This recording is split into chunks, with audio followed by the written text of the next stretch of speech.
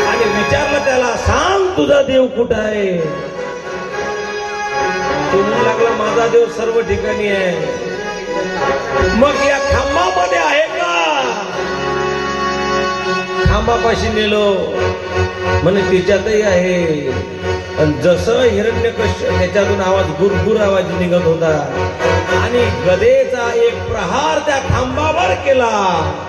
जशी गदा खांबावर मारली तसे भगवान परमात्मा नारायण गोविंद हरे, नारायण गोविंद हरे, नारायण गोविंद हरे, नारायण गोविंद हरे, नारायण गोविंद हरे, नारायण गोविंद हरे, नारायण गोविंद हरे, नरसिंह गोविंद हरे, नारायण गोविंद हरे, नरसिंह गोविंद हरे, नारायण गोविंद हरे, नरसिंह गोविंद हरे, नारायण गोविंद हरे, नरसिंह गोविंद हरे, ओ नारायण नारायण नारायण नारायण नारायण नारायण जय जय नारायण नारायण नारायण नारायण नारायण नारायण नारायण नारायण जय जय नारायण नारायण.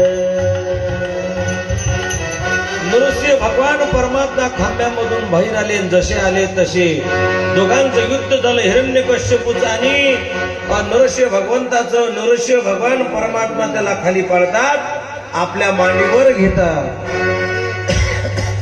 आणि त्याला आठवण करून देतात. आत नाही, खाली नाही, वर नाही, बरोबर उमरठ्यावर घेतात. सजीवाकडून नको, निर्जीवाकडून नको म्हणून नख आहेत तिने नख आपले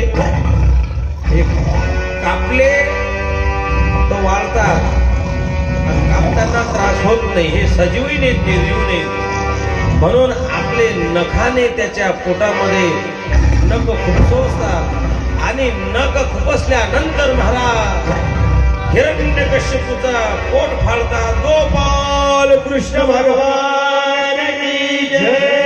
नारायण गोविंद हरे, नरसिंह गोविंद हरे.